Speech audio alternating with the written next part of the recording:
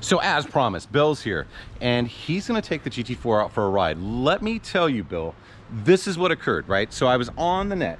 Some dude says that the Porsche GT4 is a parts bin car. So I thought I'd get you, the Porsche expert out here, thank you for joining, and you can tell me what you think, man.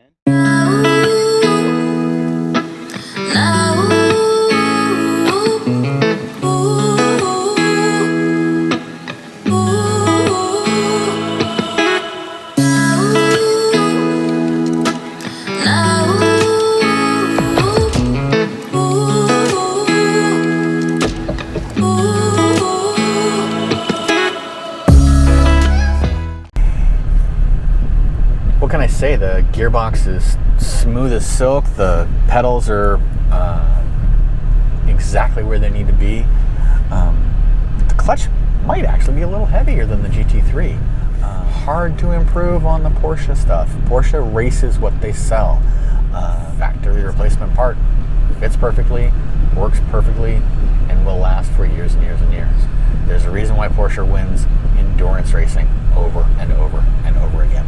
That's probably one of the reasons why I'm a big fan of Porsche. So I'm looking in the mirrors and a car's coming up. I'm gonna have to let him go a little bit ahead of me so that I can try to catch it. So some people will say that Porsches are boring. Porsches they just evolve. They don't change. They don't have dramatic changes like some other manufacturers. But for me, I like that. I have familiarity with all the controls. I recognize them. I recognize where they are.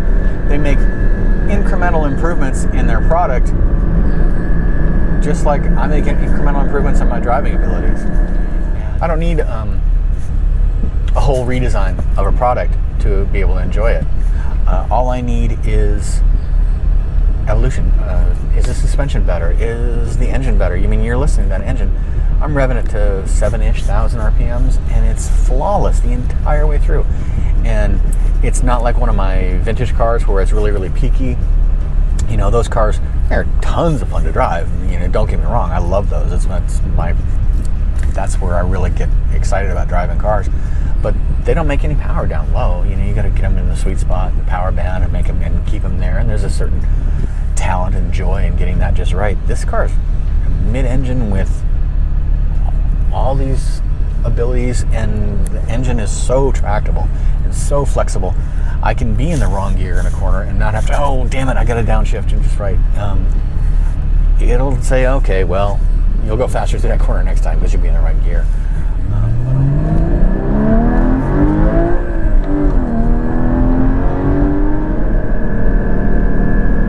What's not to like about this car? What's not to like? It's too perfect. Makes me a better driver than I really am. It's too forgiving.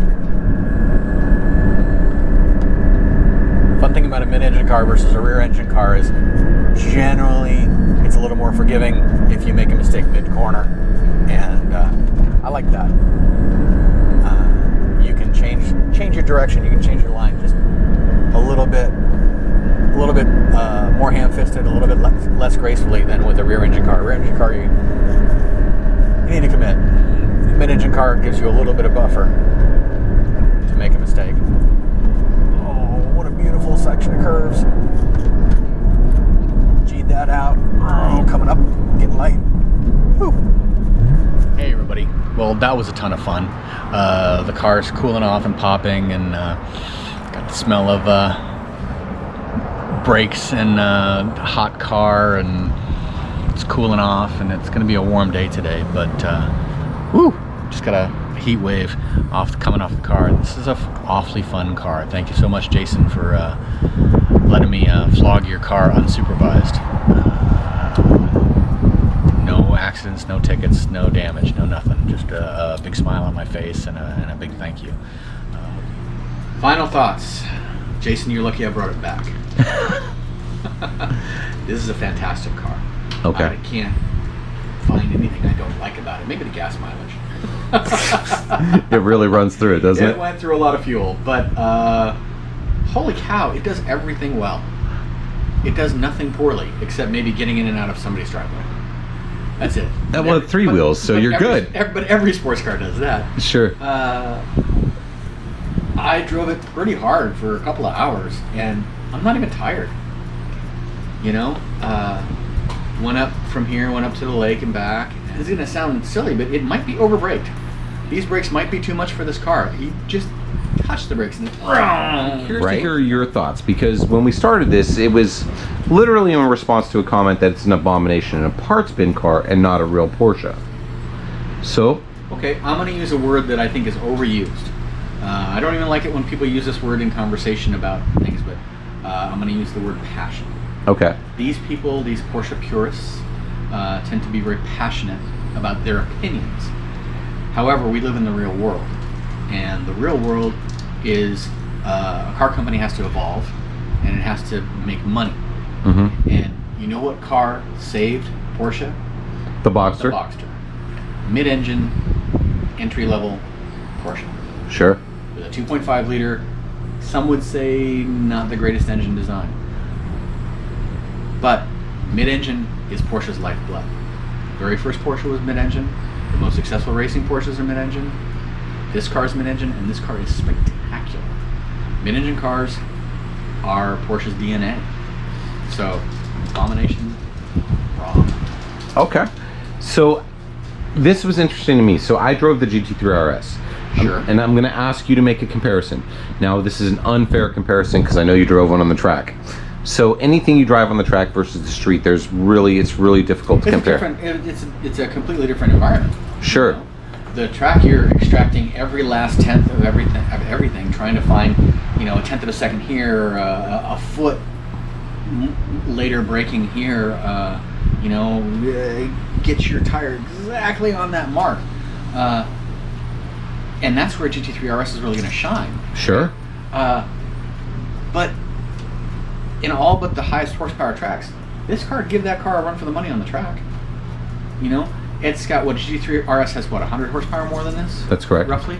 And paddle shifters, which are going to take away, a tenth of a second on a shift. Sure.